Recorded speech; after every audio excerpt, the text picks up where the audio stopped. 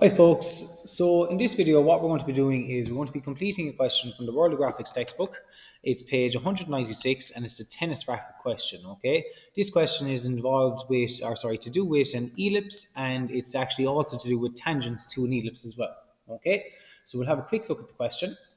So you can see here a tennis racket is shown below. It is based on an ellipse with tangents drawn from points P and Q. What are tangents? We learnt about these in a previous chapter based on circles. Tangents are a line that touches the circumference of an ellipse or a circle at one point, okay, and does not go through the ellipse or the circle, okay? So it's tangential to the circle and it goes through it at one point, okay? And you can see in this case they tell us they are point P and Q. So that means that these lines here are our tangent lines there and there. Now, it then says reproduce the diagram to the given dimensions, add an extra design detail for the drawing, okay, to the drawing. So you can put a little something design here on the, I suppose, the handle part of the tennis racket. Now, starting off, we're not going to worry about the tangents. We're not going to worry about the handle. All we're going to focus on is the ellipse, okay? So as always, when we're drawing an ellipse using the concentric circles method, we need to know our major axis and our minor axis. The major axis is the distance of the ellipse going the longest, so from left to right. So what is that distance? They don't actually tell us what the overall distance is, but all we actually need is the radius. We need it from the middle to here. And that means our radius for our major, which is the long axis, our major axis, is 65 millimeters. And then our minor axis, which is the short part of the ellipse going from the top to the bottom in this case, the diameter is 90, so our radius would be 45. So as always, you take that information down. The major axis, it tells us our radius is 65, and the minor axis, it tells us our diameter is 90, but that means the minor axis radius, half of 90, is 45. So they're the two things we need to take note of when we're doing our major and our minor circles. Radius 65, radius 45. So let's start that straight away. So starting off with a line in the middle of the page, go to there. I'll pick a center point about there on the line, and I'm going to do a vertical line up and down. Now, from the center point, going from left to right, I'm going to measure 65 millimeters out, which is the radius for the major axis, and I'm also going to measure out 45. Okay. So, from the center point, I'm going to put in a circle, radius 65, which will be the major circle, and another circle, smaller, which will be radius 45. Okay, so radius 65 circle being our large circle, which is known as the major circle, and a radius 45 circle being the smaller circle, which is our minor circle. Major axis, minor axis. Now, as always, with any ellipse, at either end of the major axis, you have 2 points on the ellipse, and at either end of the minor axis, we've also got 2 points. That means our ellipse is kind of going horizontally. Now, what we're going to use is the concentric circles method to do this. So, what we're going to do is we're going to split up the ellipse. I'll zoom in here a little bit more. Just into the page there. So, through the center of the ellipse, we're going to split it up into 12 pizza slices, which is what I often say. So, 30 degrees through the middle one way, flip it over. We're going to go 30 degrees through the middle the opposite way. We're going to go 60 degrees, and finally 60 degrees in the opposite direction. Now that we've done that, what we want to do is we want to note the direction of our major and our minor axis. So what is the major axis and the minor axis? What's their directions? So the major, MAJ, and the minor. The major axis is running, in this case, from left to right. So I always note the directions, left to right. My minor axis is going up and down. So what I often do with the minor axis is I do that as well. Okay, very important, because sometimes the major might be going up and down and the minor might be the one going left and right. Now the method is, if we just take these division lines, I got division line number 1 here, 2, 3, 4, 5, 6, 7, 8, 9, like a clock. If I just take the number 2 division line here, let's say for example.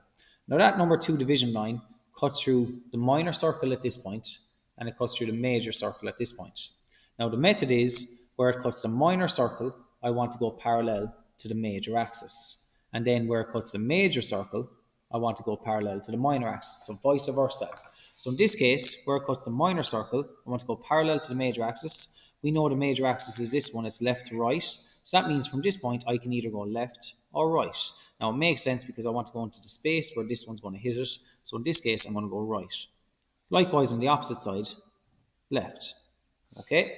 Then, to find the actual point, or another point on our ellipse, if I use the same division line, where it cut the minor circle, I went parallel to the major axis. Now where it cuts the major circle, I want to go parallel to the minor axis. Minor axis going up and down, so in this case, I'm actually going to go down.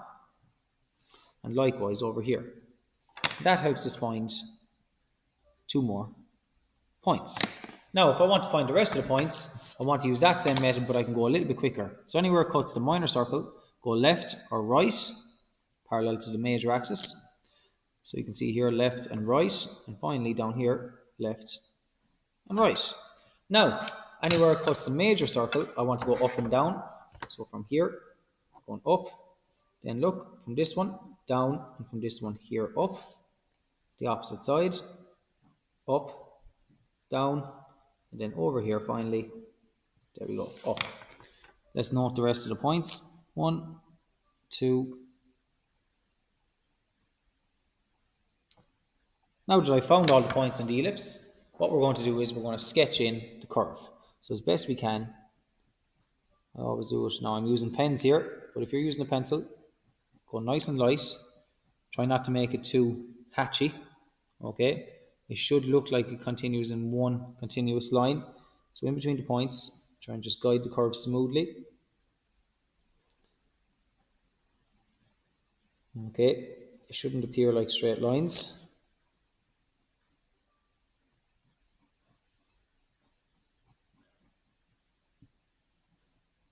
Okay, now that I've done that, I'm going to do the best I can to make it flow in one continuous path.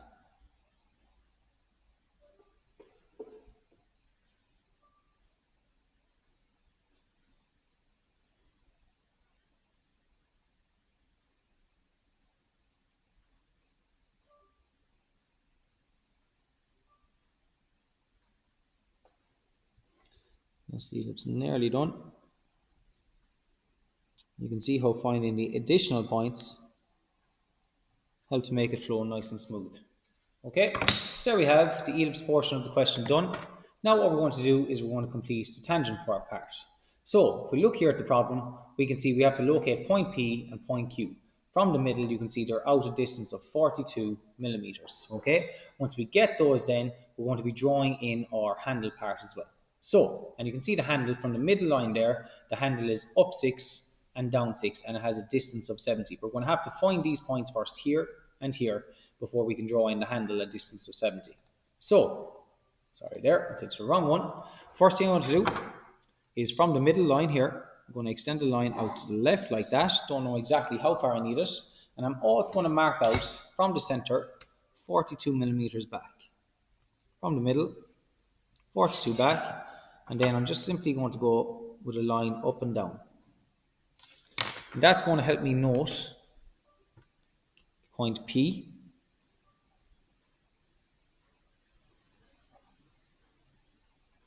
and point Q. So there's point P and Q. Now, how do we find an ellipse? So the method is, and you would have learnt this in class previously, what we're going to do is first of all we need our focal points. How do we get the focal points? The first thing is we're going to take half the major axis, so the distance from the center of the ellipse out to the long part, okay, is half the major axis, essentially half the major circle. You take that distance on your compass from the center out to there, and then you can go to the bottom part of the ellipse, okay, which is where the minor axis is, here or here. You can go to the bottom or top, and you're going to swing an arc to cut the major axis here and here. Now those 2 points there where it cuts the major axis, that one there is called F1, and this one here is called F2. Now the method after that then is, if I want to get a tangent to my ellipse, step number 1, from F1 to P, connect F1 to P and extend the line on. Step number 2, connect F2 to P and extend the line on. Now what we have here is actually 4 angles, okay? Let's say I was to use colors, okay? I've got a couple of colors here. I've got a green angle here, and I've got a green angle here. And if I go with a blue, I've got a blue angle here and a blue angle here. Now, very important, you can note the angles. The green angle, if you look at the two lines we're after creating, F1 through P and F2 through P. This is the green angle here, this is the green angle here, this is the blue angle here, and this is the blue angle here.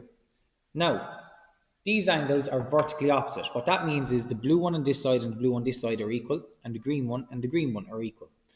Okay, now what we need to do is we need to bisect one of those angles, either the green or the blue. The question is, if we bisect one of them, which one will give us our tangent running in this direction? So if you look at the line here, one of them will give you a tangent, one will give you a normal. So to actually complete it, the one we're actually going to have to bisect is either this blue angle here or this blue angle. Because when we bisect this angle, it'll give us a line like this. And that is the line that we want, a tangent line running to our ellipse like that. If we bisected the green angle, we would get a line like this, which is actually a line that we call a normal. Okay, so the one we have to bisect is blue. So to bisect that, just normal bisector construction method here. You get your compass. I'm going to start off by bisecting the blue angle. Doesn't matter where I bisect it, I can bisect the inside one here, or I could do the outside one. So if I bisect the inside one, I'm going to pick a distance. I'll do this one. Any distance on my compass, swing an arc. I'll actually pick it a bit smaller. I'll go with this distance, swing an arc, and swing an arc. Okay, and you can see where it's after. Remember, this is the angle I want to bisect.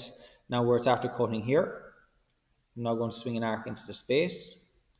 And where it cut here, swing an arc into the space. Okay.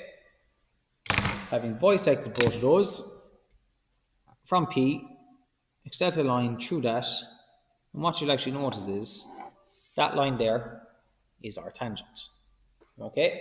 Now, for us to actually complete this question, if you remember originally, from this line here, I had to measure up 6 millimeters from this line and down 6 millimeters. Now that I've measured up and down,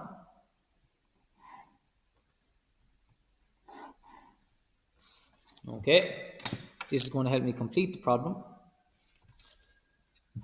And you can see here then, just to complete the problem, where that line cuts through that 6 millimeter line there, or cuts through here, I'm going to measure back 70, and that will help me get there. I can now find this point as well, because it's symmetrical, and this point here will connect to Q. I do not actually need to do it twice over. Okay, so you can see now that I've found this point as well, where it hit right here, I went down and it cut through the 6 millimeter line. That point there will also connect to Q, because that's my tangent at the opposite side.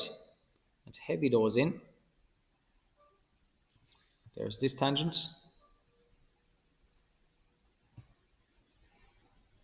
this one, and then finally marking the 70 millimeters back. Now that I have the line 70 back, now I'm going to put in this one. And there we have it.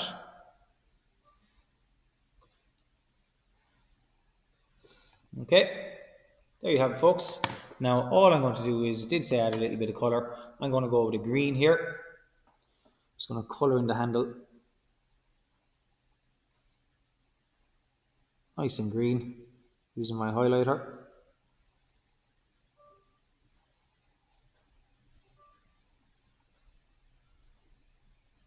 Adds a small little effect to it. There's the problem completed, guys. So the first step, as you can see there, we completed our ellipse using the concentric circles method. Then we found our focal points, half the major from the minor. Okay, from the top or bottom of the minor. The top of the minor would have given me the same results. And then using the focal points to either F1 through Q, F2 through Q, or in this case we went from F1 through P and extended on, F2 through P and extended on, and then bisect the correct angle. In this case it was the blue ones, which gave us our tangent. If we went with the green, we would have got a line going like this, which would give us our normal. Now we wanted the tangent. So there you have it, folks. There is the tennis racket question completed from page 196 of of the World of Graphics textbook. I hope you found that helpful.